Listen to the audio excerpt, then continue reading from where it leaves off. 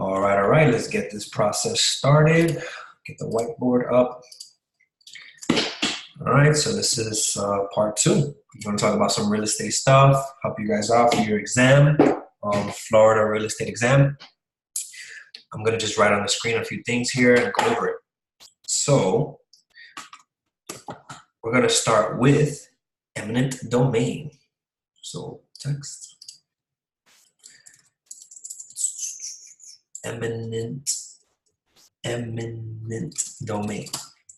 So to keep it simple, eminent domain is the right for the government, a public utility, or a common carrier pipeline to acquire property for necessary public use by condemnation. So essentially what's happening is eminent domain gives the government the right to take like your property and pay you for it, what they feel is fair market value, and basically like destroy it or do something to it so they can use it for the better good of the community, let's say, or the city. So eminent domain. Oh, hey, Crystal. Hi. Crystal, you can hear me? Yes, I hear you. Hey, I hear you too. All right, I was just recording. All right, so eminent domain is basically when the government can take over your property if they feel it's going to benefit the neighborhood somehow or something, or the city. So like if they're about to build like a subway train or something, or like create a new road that's going to benefit traffic, they have a right to legally like offer you some money or foreclose you on your property to get you out of there through a process, through court, of course. And you can get lawyers involved in anything, but you really can't stop it. That's what eminent domain is. Make sense? Process where government can take over us. Pre-qualified. So pre-qualified is simply when the lender estimates, how much the buyer can afford based on the income and the available assets. So it's an estimate of what a buyer can afford in terms of real estate. Simple. So typically, the lenders ask for, income, they ask for assets, any money you have in the bank, save, 401k, everything. They want to see everything in your financial closet to pretty much have a good idea of how much you can afford. Broker. So what is a broker? So to keep it simple, a broker is a person who, for a fee, acts on behalf of property owners in real estate transactions. So there's so many different brokers out there: transaction brokers, discount brokers, listing brokers, selling brokers. It's basically the licensed person who you hire to basically list or sell your property. That's what a broker is. Multiple listing, or MLS. So multiple listing service is where collectively multiple brokers in a local area agree to share information and listings with each other. So brokers share information with each other on here. So the multiple listing service, the MLS, is basically, it's an internal system that we have access to, and we could share information, real-time updates and everything. The biggest benefit of the multiple listing is that it's real-time. Zillow, Realtor.com, all these websites are delayed by like 15 to 30 minutes. So a price change, a pending, a change in something can happen in real time, and it basically won't hit those websites, those public websites, before your clients are going to know. This is one of the biggest benefits to hire a realtor, is to basically have access to real-time information. This is one of the biggest values that realtors provide to their clients, is having the information ready right away. So the MLS is where everything goes, where basically all the brokers collectively put the information and we all have access to it. This is where we can also have lockbox codes, special instructions like take off your shoes before you walk in the house or something like that. There's all sorts of things that are on the MLS. Must a contract be in writing to be enforceable? What do you guys think about this one? Must the contract be in writing?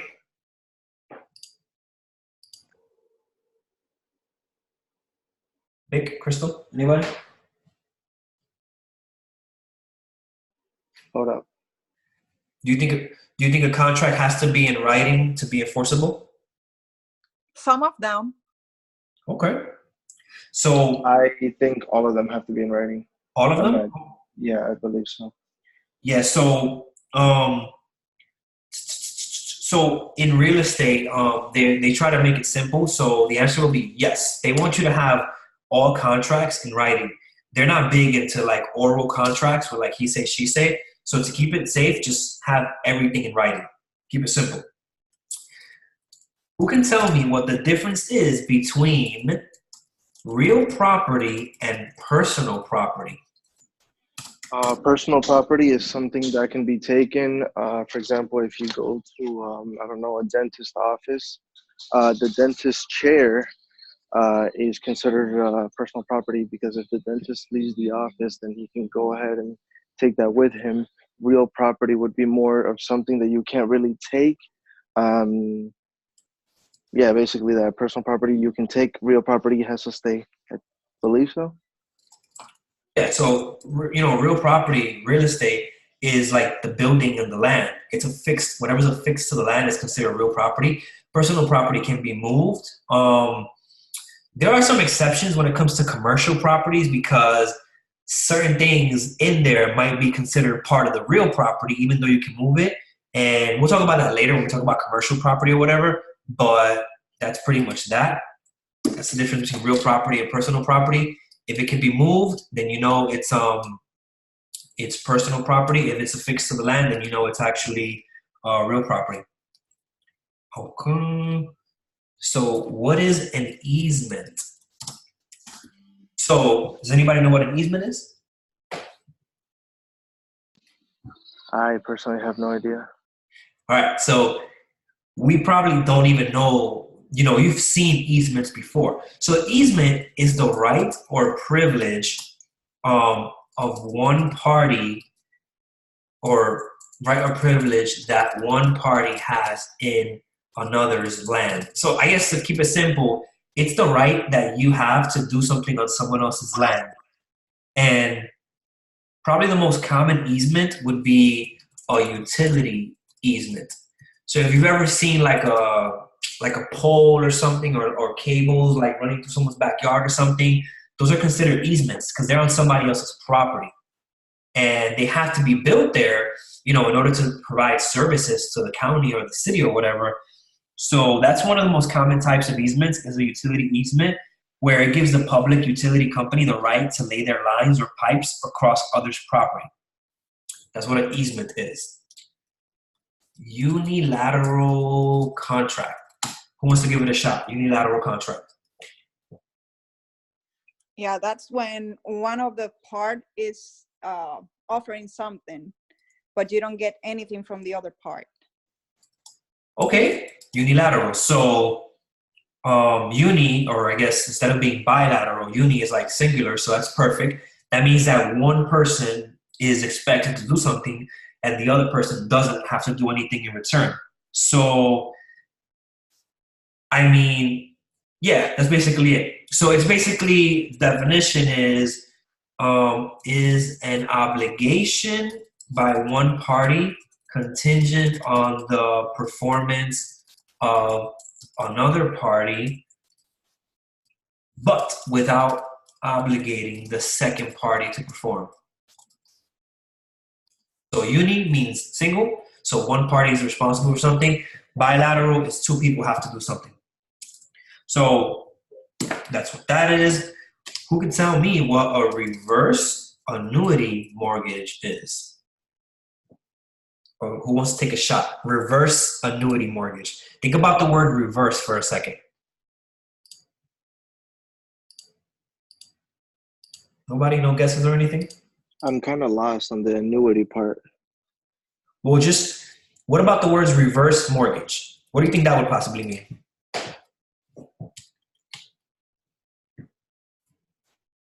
Nothing? All right. So a reverse annuity mortgage, right? And this is probably mostly used for like older people. Yes, it's designed for elderly homeowners, right? So what's happening over the years is as you're paying your mortgage down, you're buying down your principal little by little, and you have all this equity. So you can't really touch the equity unless you sell your house or take out a home equity line of credit. So they have what's called the reverse annuity mortgage. So it's designed for older people with equity in their home, where a lender, they basically pay an amount back to the borrower. So the bank is giving money back to the homeowner monthly to help them, I guess, pay their bills or whatever. Does that make sense?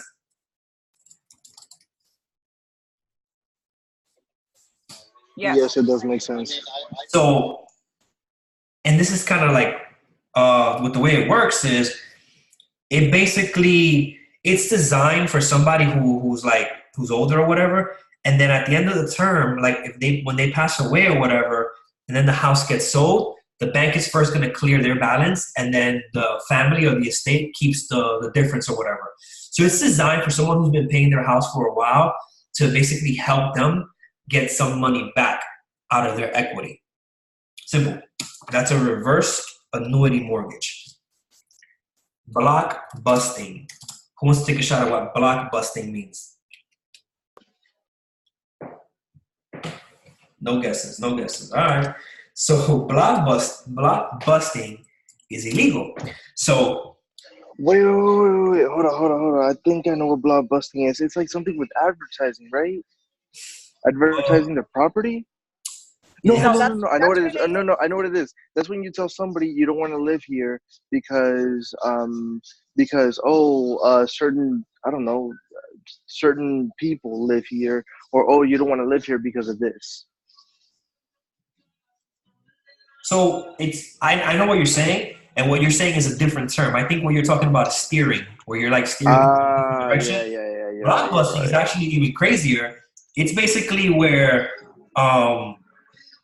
it's basically when you're coercing somebody, you're forcing somebody to basically sell because a minority moved into the neighborhood or a certain race is dominating the neighborhood. So you go to people's homes and you tell them, hey, you better sell your house because all the values in the neighborhood are going to go down. And you're basically creating a scare tactic. And some people might believe you because you're a licensed real estate agent, and they might think you know what you're talking about, but that's illegal. You can't go and tell people, hey, you should sell your house because the Spanish people are moving in. Like Puerto Rico is to overtaking Kissimmee, values are going to go down. You should all sell your house. That's 100% against the law. You guys understand that? Illegal. Yes. Yeah. Okay, that's block busting. Don't do any of that. Can a mortgage be paid off early? What do you guys think about that? I think yes. Yes, but sometimes you have like you can have like a penalty depending of the agreement that you have with the kind of mortgage that you have. Yep, exactly. Some mortgage companies have what they call a prepayment clause, I think it's called, where depending on the agreement, they'll charge you for you to pay off your mortgage early. So it could be like maybe 1% of the entire mortgage, where if your mortgage is like $100K, it's like $1,000 or whatever, a penalty. So yeah, depending on the type of mortgage you have or whatever, there could be a prepayment penalty. Agency disclosure. So agency disclosure is basically a written agreement or a written contract where it's signed by the buyer or seller explaining to them what role you have in assisting them.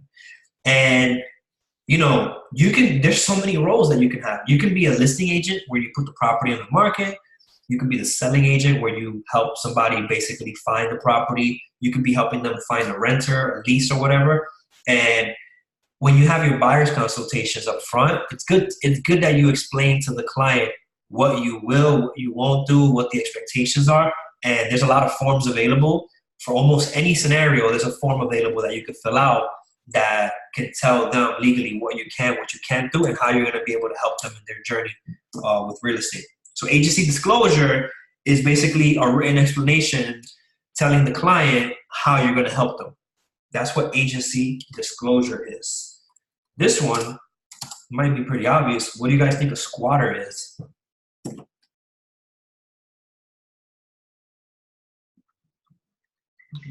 I personally don't know.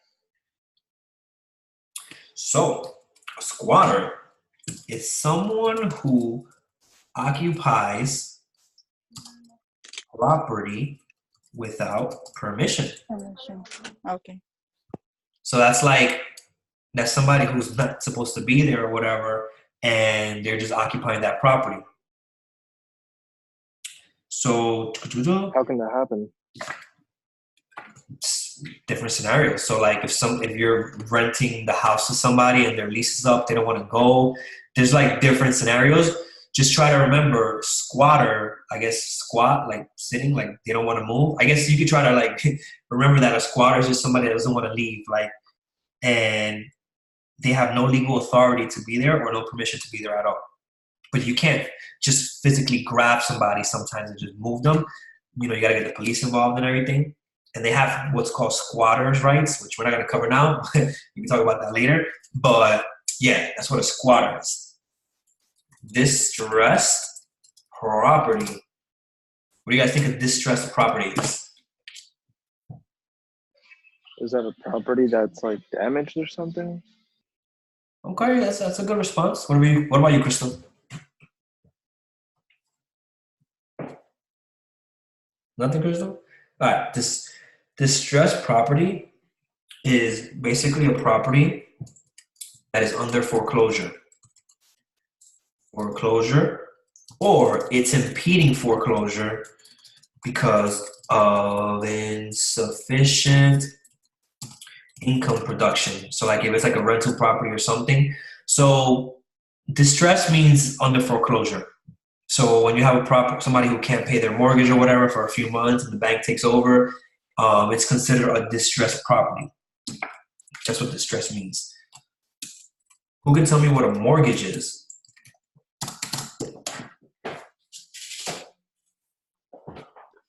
A payment of a house. Yeah, it's like almost like the opposite of rent. Okay. I own a house. Payment of a house, okay. Yeah, like a loan to get a property could be. Yeah, simple. So it could be the loan, payment of the house, all those are right. Mortgage is it's a pledge of property as collateral for a debt. So basically putting the house as collateral in order for the bank to lend you money.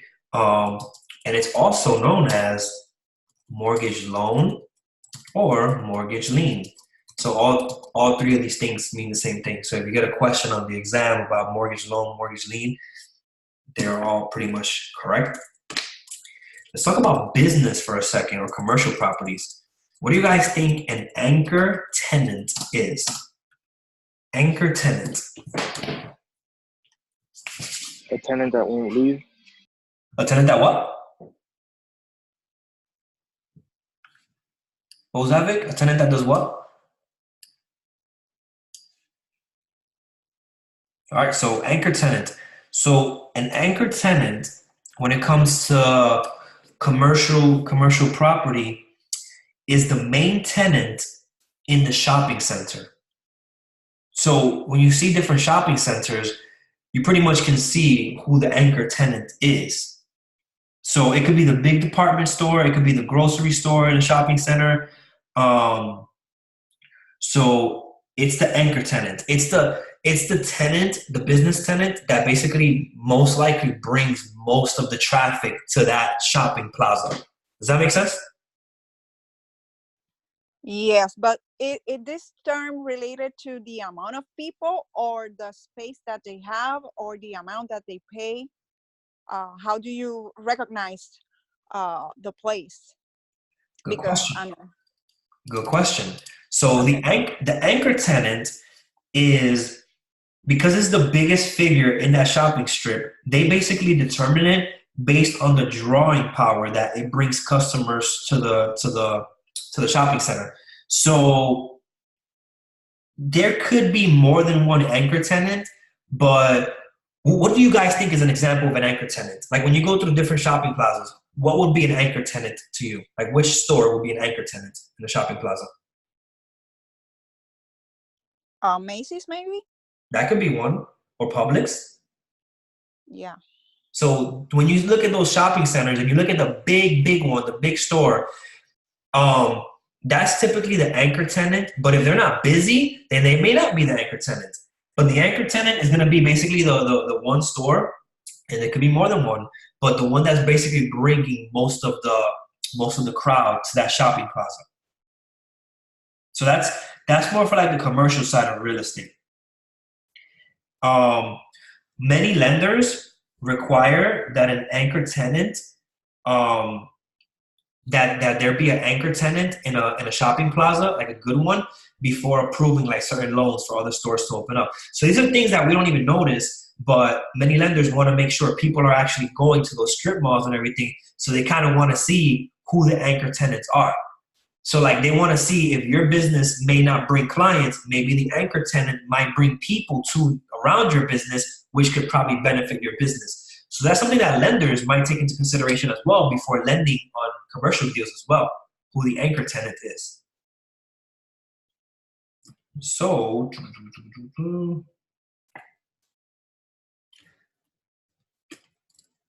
must I be licensed to sell my cousin's property? What do you guys think about that? Family's property. Can you guys sell it?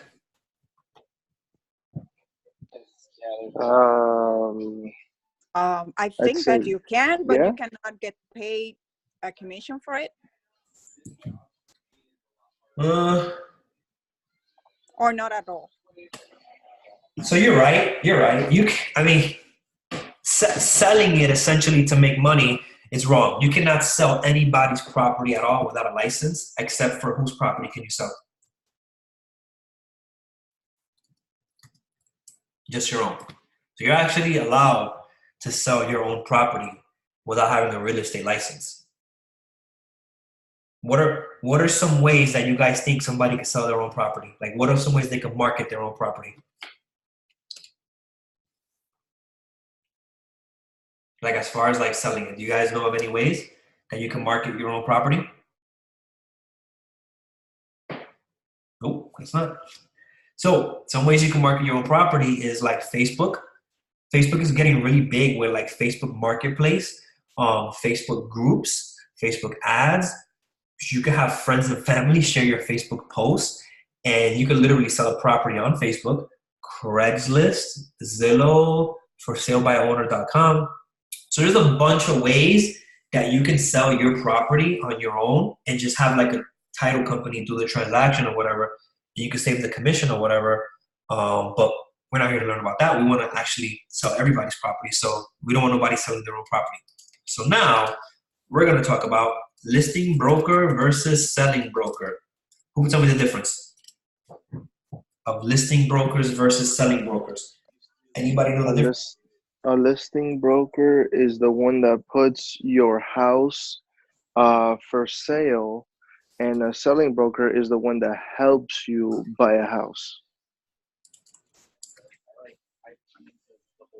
Yep. Listing broker is the listing agent.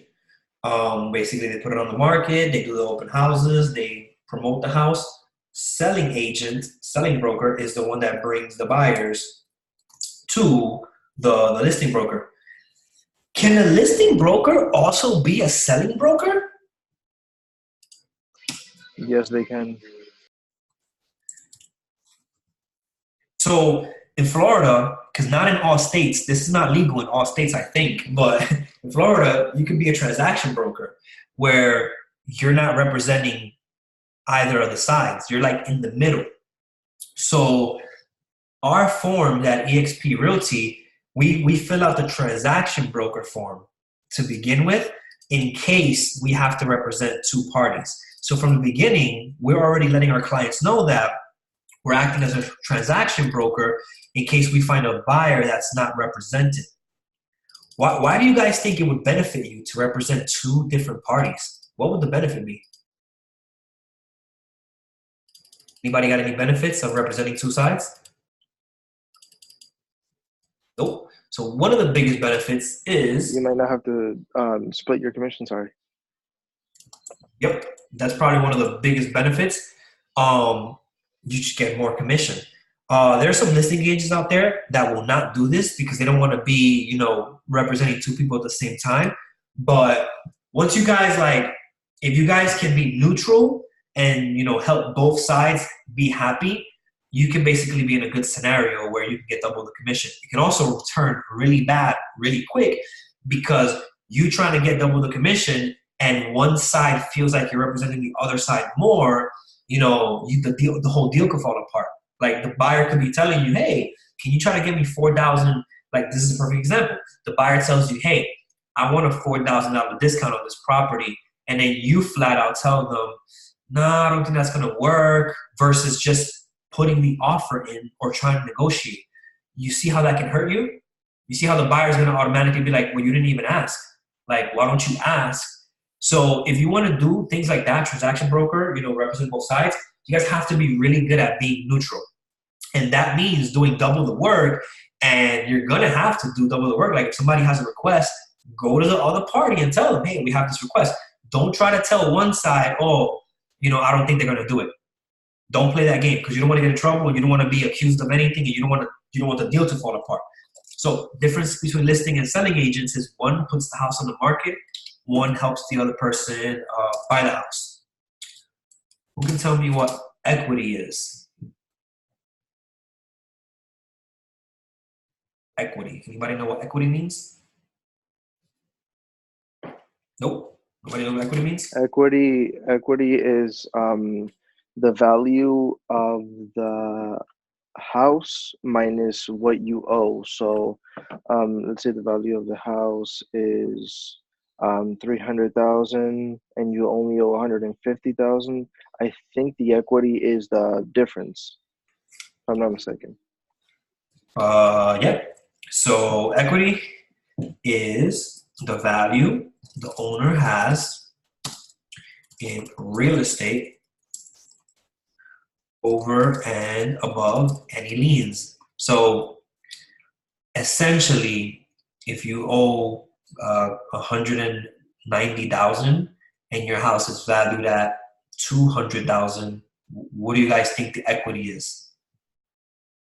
So you owe 190 and the house is valued 200K. How much equity is in that house right now? Anybody know? 10K. Okay, you got it. So basically, whatever the value of the home is, minus whatever liens are against the mortgage. So there's different ways to grow your equity, and you'll learn this later on or whatever. But some of the simple ways is, as you're paying down your mortgage, your equity is growing. If you pay additional money to your principal, your equity is growing faster because you're cutting the interest. And if the value of your home goes up because sales in the area go up, that improves your equity. Improvements that you do to your home can also help your equity. So there's certain improvements that will help bring your value of your home higher. So there's a lot of different ways to improve equity. And if you're planning on selling your house, you know, take care of it, try to keep it maintained, upgrade a few things, and you're going to see it's going to go a long way, because if you really improve your house, you're going to get a lot of equity when it's time to sell it. So that's what equity is. An acre. How many feet are in an acre? Anybody know? 43,560 square feet, something like that. Ooh, you got it. So for the test, you're going to have to know that. 43,560. 43,560, okay. There are 640 acres in 1 mile. So if you want to know how many feet are in a mile, how would you calculate how many feet are in a mile? You would just put 43,560 times, I guess. Then you can do the math, whatever. All right, anyways, what are fixtures? Anybody know what a fixture is in regards to real estate? Removable items in a property. That become part of the property, right? That are gonna stay in the property. Yeah, so we can call them improvements. Improvements attached to the land or to the property that become part of the property, part of the real estate. That was very well answered. So yeah, so there's certain things that are considered fixtures. There's a test to determine what if a fixture is included or not. So that should be in the real estate course that you guys took or you're gonna take. But basically, that's what a fixture is. And then we'll do one more because I don't have any more space on this screen. Gross rent multiplier. Anybody, take a guess. Gross rent multiplier. GRM. I know that's when you get the price of the property divided by the rent, or the rent divided by the price of the property, something like that. Oh, you got it right the first time. That was perfect. So gross rent multiplier, which is also known as gross income multiplier, is basically the sales price divided by the contract rent. So the rental rate or whatever. So this is something that basically it's for investment purposes, because someone who's buying a property to rent it is an investor. So what's happening is this calculation helps investors see if it's a good investment or not. So you basically take the price of the property, you divide it by how much the rent is. Keep it simple. Make sense? Yes. Beautiful. All right. Well, we have a lot here on the screen. I'll email this to you guys so you guys can have a copy of it. Do you guys like it when I put the definitions on the side, or you guys want me to just use words next time? What do you guys think? I like it like this. Yeah, I like it. I think it's perfect. It's okay. All right. So you guys have a good night. I'm about to log off, and then I'll send you guys an invite for like a day or two from now so we can do this again. Sounds good? Cool. All right, guys. Have a good night. Good night. Bye. Bye-bye.